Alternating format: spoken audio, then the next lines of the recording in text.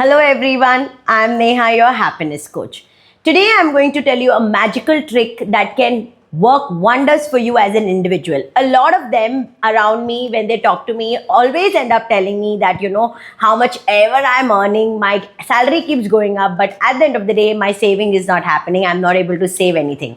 So guys, it's a very simple rule. If you follow as a regime, at the end of the day, you can be rest assured that you can have a bank balance a little bit saved out there, which can always help you at the end of the day. So I'm going to quickly jump into this and tell you the simple 50-30-20 budget rule. So what is this 50-30-20? Begin with the first thing, the 50%. Now let's take an example of a salary of say 1 lakh. For example, you're getting 1 lakh at the end of every month. So 50% of that 1 lakh, which is 50,000, should go towards your housing, your insurance, your everyday food, transportation, and other basic utilities that are basically your needs. So basically 50% of your salary should be allocated to your needs, which are these. Next, coming to the 30%, that should be allocated to your wants. Now 30% is 50%, 50,000 is gone towards the needs. 30%, which is 30,000, comes to your wants. Now what are the wants? Maybe your entertainment, your travel, where you want to spend, your clothing, anything that you want to do practically spending on you in terms of, something that is just a want, 30% of it can be allocated to that. And 20%, which is balance 20,000, mandatorily you should make sure that you're banking that as a saving.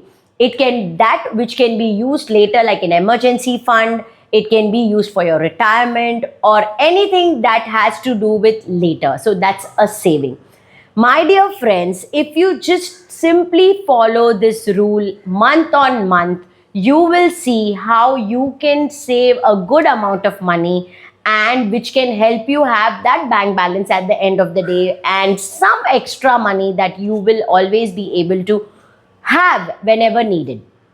This is one section that most of us forget. We don't want to. The moment you have that money in hand, all that you want to do is just spend and burn it off. My dear friends, please understand that at the end of the day, if you have no savings, your future is definitely going to suffer.